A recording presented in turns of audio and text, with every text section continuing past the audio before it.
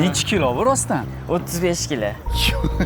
O'tkazmaydi 35 kilo. 100% grant bilan tengdoshinglar Malayziyaga o'qishga ketyaptilar. Chunki jahon tillarini o'zi bilan cheklanib qolishni xohlamaydi. Repetitorga bordimmi yo'qmi, darsingni qildingmi yo'qmi deb ko'ziga yomon ko'rgan paytlaringiz ham bo'lganmi?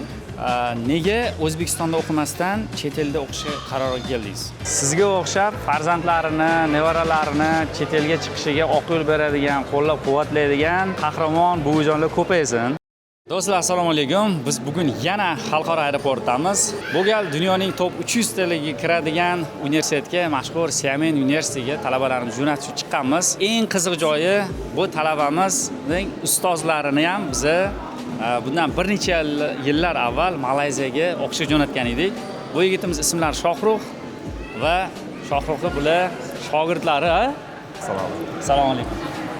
Abdulloh Shohruh ustozini tavsiyalari bilan bizga murojaat qildilar. Shohruh ukamizni hozir O'zbekistonda yaxshigina katta bizneslari bor. O'sha yerda o'qib, bu yerda o'sha Malayziyada o'qigan ilmlarini O'zbekistonda hammaga ulashyaptilar. Shuning uchun bizga murojaat qiladiganlar eng yaqin insonlarini bizga tavsiya qilib jo'natishadi. Abdulloh, qanaqa hissiyotlar? Hissiyotlar zo'r, Alloh xolasa. Bu birinchi safaringiz, a? Mana yana bitta talabamiz keldilar. Ozodbek, ularni ham assalomu alaykum, kelavering. Assalomu alaykum. Yaxshimisiz? Salom. Qalaysiz? Sog'ligingiz yaxshimi? Bilet menda kutib turadi deb bemalol yursiz Toshkent City'ni aylanib, a? Qalaysiz aka? Yaxshimisiz? Qiynalmayapsizlarmi? Bitta savollarga tutamiz. Mana bu yigitlarimiz ham, Ozodbek yigitimiz ham bular ham yaqin insonlarning tavsiyasi bilan bizga topshirganlar. Shunaqamidi? Do'stingizmi? Kim qarindoshingiz tavsiya qilgan? Qarindoshim Faizbek tavsiya qildi. Shunga qiziqib men ham ketyapman. Qalay hayajonlar? Hayajonlar kuchli, aka, hissiyotlar boshqacha. Bilinib turibdi. Ha, o'sha. Sizda arz darajangiz nechi? Arz darajam 6. 6 arz darajangiz bor, a? Qiyin bo'lganmi? Bular dadangizlar, a? Qiyin bo'lganmi?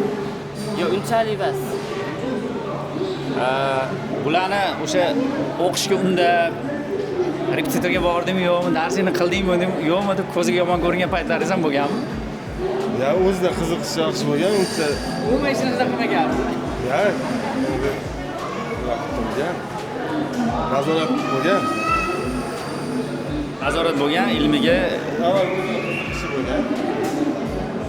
avval boshi demak chet elda o'qiyman deb harakat qilganlar. Avvaldan rejasi chet elda o'qishlar. Ozodbek, siz necha foiz grant bilan ketyapsiz? 100% grant bilan Malayziyaga ketyapman. 100% grant bilan tengdoshinglar Malayziyaga o'qishga ketyaptilar. Hozir yoshingiz nechida? 18da.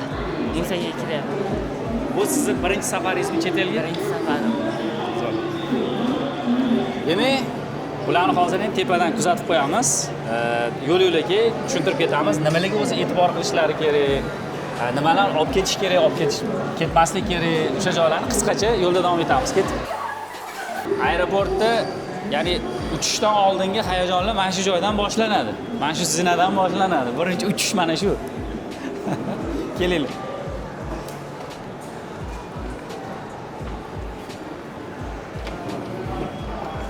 Ozodbek, siz qaysi viloyatdansiz?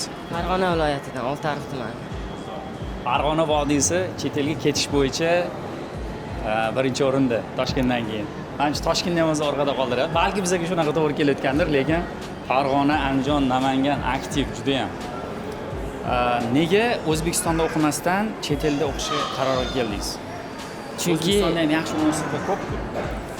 chet elda imkoniyatlar ko'p. O'zim yoshligimdan qiziqqanman chet elda o'qishni. Shuning uchun chet elga qiziqdim. O'sha yerda o'qishni niyat qildim, mana ketyapman. Sumkalaringizda anaqa suyuqlik narsalar yo'q-a, baribir o'tkazmaydi. Ha, yo'q-a? E'tiborli bo'linglar. Tekshiruvdan o'tayotganda bagajda bo'lsa hech narsa qilmaydi, lekin o'zingizlarni qo'l sumkalarda bo'lsa bu уже muammo. Ya'ni olib qolishadi. Tak. Endi hozir o'zimman aeroportga kelganda reysinglar qayerda bo'ladi? Ya'ni sizlar qaysi gate'dan o'tishinglar kerak? Bu narsani bir qator tushuntirib ketaman. qaysi aeroportga chiqishinglardan qat'iy nazar o'zinglarni registratsiyalar o'tadigan geytni mana shu tablolardan ko'rib olasan. Masalan, siz topdingizmi? Yo'q, hali chiqmabdi. Sal kechroq. Ha, mana chiqmagan bo'lsa ham, lekin o'sha turibdi. Mana qarasangiz, Batik Air, mana odi 752. Ha, geyt hali yo'q, lekin bugun bularni reysi qancha 1 soatga kechikdi. 1 soatga kechiktirildi. O'shaning uchun bularda registratsiya ro'parasi 10:00 da, ya'ni ro'parasi 30 daqiqadan keyin boshlanadi. Mana shu geyt orqali o'zida yozilgan anaqalar reys nomeringlar bilan shu yerdan topasizlar va bu yerda ko'rsatilgan, ya'ni O'zbekiston xalqaro aeroportida 50 ta geyt bor, adashmayotgan bo'lsam 50 ta geyt bor. Shu bilan hech qisi yo'q. Shunaqa qilib boshlaymiz. Rahmat. Kuzatgani chiqdinglar. Qo'rqmayapsizmi? Yo'q, qo'rqqanim yo'q. Xursandman. Faqat endi sog'inamizda. Shunisi bor. Albatta, shu qiyinchiligi bor. Qiyinchilik shu, ha. Sog'insangiz, g'ira borib kelaverasiz. Inshaalloh. Bitta pensiyani shuna sir bo'lmasa qancha pensiya olasiz? Ko'p emas. Ko'p emas, a? Zo'r.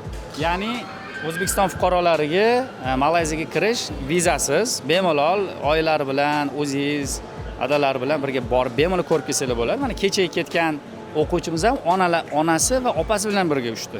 Undan bir hafta oldin jo'natgan Abdulloh degan ismli yigitimiz ham naqd 7 kishi bo'lib uchishdi.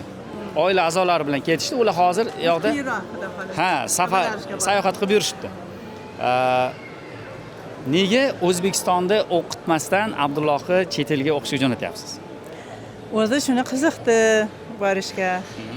Bizga ham ma'qul keldi. Endi o'zi bitta o'g'il o'qisin, kelajakda yaxshi inson bo'lsin. Bitta o'g'illar yoki kenjatoylardan chiqadi shunaqa jiddiy qarorlar.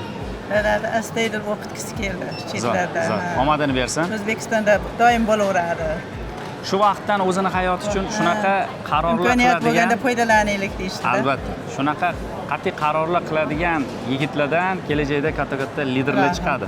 Ilohim. Xudo xolasa. Inshaalloh. Yana juda ko'p, mana sizni o'zingizni uchratganingiz juda yaxshi bo'ldi. Juda ko'p chet elga chiqmoqchi bo'lgan yoshlardan, yosh yigitlar, qizlardir. Afsuski, bobojonlar bilan buvijonlar to'xtatib qolishyapti. Nima qilasan? Dunyo notinch, hali yoshsan, keyin borasan yoki shunaqa holatlar bilan chet elga chiqarishga to'sqinlik qilishyapti. Siz bunaqa holatda nima deysiz ularga? Bu holatda men aytyapman, yaxshi o'qigan bolam, 2-kursdan iloji bo'lsa Yevropaga chiqqin deyapman, Italiyaga iloji bo'lsa. Faqat seni o'qish vazifang, boshqa nima bilan qiziqmagin hech narsaga. Hali universitetdan borib videolar tashlaydilar. Yaqinda o'zim borganimda ham bu universitetni to'liq o'zim ko'rdim. Bu universitetdan ketgisi kelmay qoladi borganda. Yevropa ham esdan chiqib ketib qolsa kerak. Bu universitetning yaxshi tomoni shundaki, agar Abdulloh borgandan keyin yaxshi o'qisalar, keyingi yilga bir tiyin to'lamaysizlar. Teppa-tekinga o'qisalar bo'ladi bular. Imkoniyatlar zo'r. Shunaqa. Faqat rahmat. Ilohim yurtimiz tinch bo'lsin, tinchlik bo'lsin. Shu yoshlar o'qisin, bilimli bo'lsin hamma. Xohlagan kasbida ishlab yaxshi yashasa biz xursandmiz. Sizga o'xshab farzandlarini, nevaralarini chet elga chiqishiga oq yo'l beradigan, qo'llab-quvvatlaydigan qahramon buvijonlar ko'paysin. Ilohim, bu juda katta yutuq. Hamma xursand. Albatta. Qarindosh urug'larim, hammalari, xolalari degandek. Bu joydan farzandini o'qishga jo'natish hammaga ham emas. Ilohim. Shunaqa. Sizlar uchun xursandman, tabriklayman. Baxtini ko'rib yursak biz ham xursandmiz. Albatta. Bizga ham nasib qilsin. Shunaqa imkoniyatlar borki, birinchi yilga 50%, hatto qaysidir universitetlar 100% gacha ham grant beradi. Agar yaxshi borib turib, masalan, Abdullohni misolda aytadigan bo'lsak, ular hozir kamroq scholarship oldilar, lekin agar yaxshi o'qisalar, yoqqa borganlarida, ya'ni baholari 4 dan, mana GPA 4 dan 3 bo'lsa, bu 100% bo'ladi, tekin bo'ladi. 100% grant qo'shib. Ha, shunaqa. Agar 3 dan past bo'lsa, 50. Agar pasayib ketaveradi, xullas. Sizga shu havola orqali aloqaga chiqsak bo'lar ekan-da. Muammosiz. Ha, shunday. Ko'p qidirib beramiz, topib beramiz talabalarimizga har xil scholarshiplarni. Da bizada bor. Chunki jahon tillarini o'zi bilan cheklanib qolishni xohlamaydi. Bilasiz, hozir ayniqsa o'g'il bola kirganda, ayniqsa yigitlarimiz ko'p chiqib ketib qolishadi. Ikkinchi kursdan boshlashadi, chiqib ketib qolishadi. Borganda ular ham do'stlari bilan gaplashadi, kimlardir aytib beradi shunaqa deb. Chet elda shunaqa imkoniyatlar bor deb aytib beradi, keyin ular ham qiziqib bir urinib ko'raychi deb topshirishadi. Shu bilan ketadi. Rahmat sizga. Salomat bo'linglar. Necha kilo bu rostdan? 35 kilo. O'tkazmaydi 35 kilo. O'shandan olganman. Bilet-a? Bilet shunaqa. Ha, 35 kilolik bagajdan olganman. Bola zakaz qildimi deyman bu narsa? O'sha bolalar zakaz qildi-da, tanishlar bor edi. Go'shtlar, nonlar, qazir, hamma narsa bor. Gap yo'q. Ozodbek bilan biz xalqaro aeroportda yangi tashkil qilingan hovlisiga chiqdik. Juda ajoyib joy qilib qo'yishgan. Endi suhbatimizni shu joyda davom ettiramiz. Ozodbek, bitta narsani tasavvur qilyapman-da, hozir sizni holatingizga o'zimni qo'yib ko'ryapman-da. Hozir O'zbekistondasiz, mana dadangizlar shu yerdalar, amakingiz, yaqinlaringiz atrofingizda. Hozir yana bir necha soatlardan keyin shunday samolyotga o'tirasiz. Tekshiruvdan o'tganingizdan keyin bitta 300 bo'ldi, o'sha xayr. Shu bilan tasavvur qiling, bitta uxlab turasiz. Yana shunaqa aeroport, ozgina farq qilishi mumkin. Xullas shunaqa aeroport bitta chiqdingiz, bo'ldi, o'sha mashinalar Boshqa davlat. boshqa yo'nalishda yuradi, odamlar sal boshqacharoq ko'rinishda, boshqa davlat. Tabiiyki, sizda shunaqa narsa bo'ladi. Bu o'zimizdan, boshimizdan o'tgan, juda ko'pchiliklarimizda shunaqa narsa bo'ladi. Tabiiyki, qayerga yeb qoldim, nima qilib qo'ydim deydigan holatlar ham bo'ladi. To'g'ri qildimmi, noto'g'ri qildimmi deydigan narsa bo'ladi. Ya'ni odam o'zi kutmagan holda bir ichida bir qo'rquv deydimi, bir g'alayon, shunaqa bir hissiyot bo'ladi, tushunarsiz hissiyot bo'ladi. O'zi bu narsani orzu qilasiz boshida, borgandan keyin erishib bo'lganingizdan keyin o'sha narsa nimagadir yoqmaydi. Buni nomini culture shock deydi. Tushundingiz? Bu kimdadir bir kundan deylik choygacha o'tadi. Juda bu odamning qanaqa xarakteriga bog'liq. Ya'ni maqsadlaringizni qanchalik kuchligiga ham bog'liq. Ya'ni hozir oldimizda bir soddagina o'zimizni Ozodbek turibdi-da. Mana 3 oy vaqt o'tadi borganingizdan keyin, 6 oy vaqt o'tadi. Qaytib kelasiz, balki o'sha joyda siz bilan balki tasodifiy kimdir ko'rishib qolsa, sizni tanib olmaydi. Fikrlashlar umuman o'zgargan bo'ladi, dunyoqarash umuman o'zgargan bo'ladi. O'zi mana maqsadlarga kurashish o'sha aeroportdan tushishdan boshlab boshlanadi. Notanish narsalar, ya'ni sizni miyangiz o'z komfortini buzib chiqadi. Bu qanaqa desangiz, hozir hamma avtobuslar tanish, hamma atrofingizda o'zbekcha gapiradi, hamma qaysi magazinda nima arzon hammasini bilasizda, yuradigan yo'lingiz aniq. Qayerga borganingizda xuddi suvga tushib ketgan odam tepaga chiqishga harakat qiladi-ku, sizda ham xuddi shunaqa narsa bo'ladi. Kimnidir aldamasin deb uni aldaydimi, yo'qmi, miyani ishlatishni boshlaysiz. Bir xil payti bitta joyga boraman deb noto'g'ri joyga borib qo'ygan bo'lasiz. Bularni hammasi siz o'ylamang borganingizda ana shu qiyinchiliklar, adashishlar, yana qayta urinishlar sizni kuchli qiladi. Va lider qiladigan holat ham aynan mana shu. Diskomfortlik sizni kuchli qiladi. Qiyin narsalarga yana qayta talpinaverishingiz kerak. Sizni umuman hayot o'zgartirib yuboradigan narsa aynan mana shu. Ertaga sizni bu yerda qolayotgan o'rtoqlaringiz, sinfdoshlaringiz qanchalik o'zgarib ketadi buni bilmaymiz, lekin siz xudo xolasa aniq juda katta yuksak tomonga qarab o'zgarib ketasiz. Shuning uchun bu narsada juda qat'iy turing, maqsadlar o'zgarib ketib qolmasin. Xo'pmi? Yaxshi o'qish, ota-onangizni xursand qilish, kelajakda katta lider bo'lish xohlaysizmi? Qiyinchiliklarga qayta boravering. Xo'pmi? Shunaqa. Qanaqa o'zingizda yana hissiyotlar o'tyapti ichingizda? Hissiyotlar boshqacha. Endi birinchi marta samolyotga chiqishim. Aha. Endi siz aytganingizdek borib, yangi hayotlar boshlanishi. Endi Yangi do'stlar orttiriladi. Yangi do'stlar orttirilishi, endi qo'ldan kelgancha tajribalar orttirish birinchi o'rinda. Shu Albatta, xalqaro do'stlar bo'ladi. Ha, endi yangi hayot, endi yangi joylar, yangi tabiat birinchi o'rinda. Endi hissiyotlar shu aka. Siz mana shu universitetingizda o'qish davomingizda butun o'sha insonlar, mana yaqinlaringiz, butun umr borishni orzu qiladigan joylarni o'z ko'zingiz bilan ko'rib, sayohat qilib, u joylarda mazza qilib yashab kelasiz. O'sha kichkinaligingizdan ko'radigan mevalarni yeysiz. O'zingiz bu ta'mlarni his qila olasiz. O'sha siz rasmlarda ko'rib balki mana bizda uylarimizda shunaqa bir paytlar qurilishlarda moda bo'lgan edi. Chiroyli plyajlarni, manaqa palma daraxtlarni, nimalar rasmlari qo'yilgan dengiz sohil bo'ylari bo'ladi. Siz o'sha joylarga ketyapsiz-da, tasavvur qiling. O'sha joylarda yashaysiz siz-da. To'g'ri. Darsdan bo'shaganingizdan keyin o'sha joyga chiqasiz. O'sha dengizlarda o'zingiz suzib ko'rasiz, o'zingiz yurib ko'rasiz-da. Shunaqa. O'sha akvariumda ko'radigan baliqlarni yeb ko'rasiz. Buni hissiyotini faqat o'sha joyga borgan odam tushunadi. Mana o'qibsiz, harakat qilibsiz, 6 daraja olish bu oson emas. Buni mevasini endi ko'rish boshlaysiz. Va u joyda qiynalib o'rgangan narsalaringiz shu narsani eslab qolingki, 6 darajani shu paytgacha qiynalib o'rgandingiz, bu sizni samolyotga uchib boshqa davlatga ketishingizga sababchi bo'lyaptimi? Endi u joyda o'rganadigan qiyinchiliklaringiz bilan o'rganadigan, erishgan narsalaringiz yoqdagi kelajak hayotingizda, ishlaringizda sizga juda katta tajriba bo'ladi. Ozodbek mana bu narsani qilib kelgan desa, qilib kelaverasiz. Mana bu narsani bajarib kelgan desa, bajarib kelaverasiz. Bu narsangiz o'xshamagansiz, qayta turib yana qilaverasiz. Nimaga? Sizda iroda kuchli, mustahkam, chiniqqansizda yo'qda. Shunaqa bo'lasiz. Eng katta ehtimol bilan men shunaqa tasavvur qilaman, hozirdan o'qishga ketayotgan bolalarni. Ko'ryapman hamda.